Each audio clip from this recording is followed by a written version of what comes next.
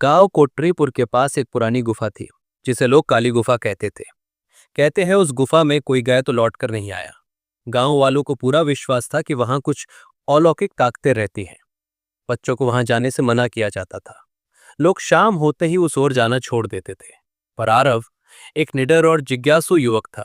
उसे ऐसी बातों पर विश्वास नहीं था। उसका सपना था सच को उजागर करना।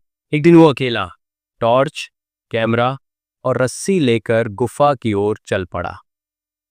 जब वो गुफा के पास पहुंचा तो एक अजीब सी ठंडी हवा चली।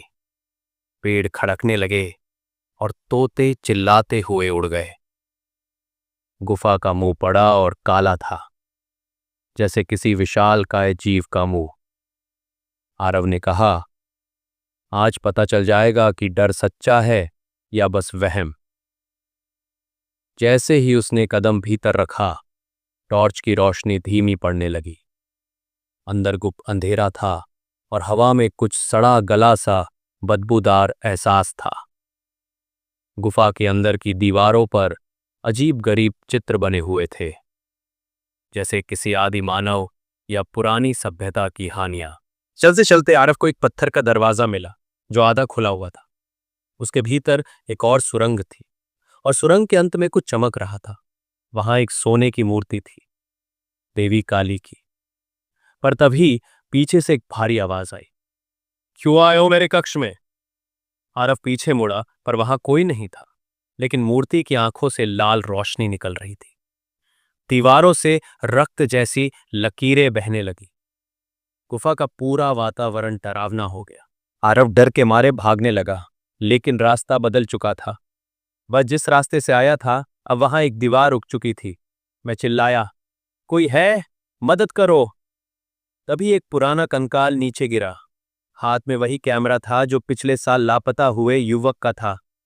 अब आरव को यकीन हो गया, कुछ तो रहस्य है इस गुफा में। दीवार पर लिखी एक पुरानी लिपि में कुछ लिखा था, मां काली से क्षमा मांगो और सत्य स्वीकारो। आरव ने हाथ जोड़कर कहा, मां, मैं बस सच्चाई जानना चाहता था। अगर आपका स्थान पवित्र है तो मुझे क्षमा करें। अचानक गुफा की दीवार हिली और वो पिछला रास्ता फिर से खुल गया। जैसे ही आरव बाहर निकला, सुबह हो चुकी थी। गांव के लोग इकट्ठा थे और आश्चर्य में पड़ गए, वो लौट आया। आरव ने गांव वालों को बताया कि गुफा एक प्राचीन तांत्रिक स्थल थी, जहां कभी बलि दी जाती थी। उस जगह की ऊर्जा अब भी जिंदा थी और कोई भी असम्मान या लालच वहां सहन नहीं होता। अब गुफा को एक पवित्र स्थान घोषित कर दिया गया और वहां हर साल दीप जलाकर पूजा की जाने लगी। शिक्षा, हर रहस्य को जानने से पहले उसका सम्मान करना सीखो।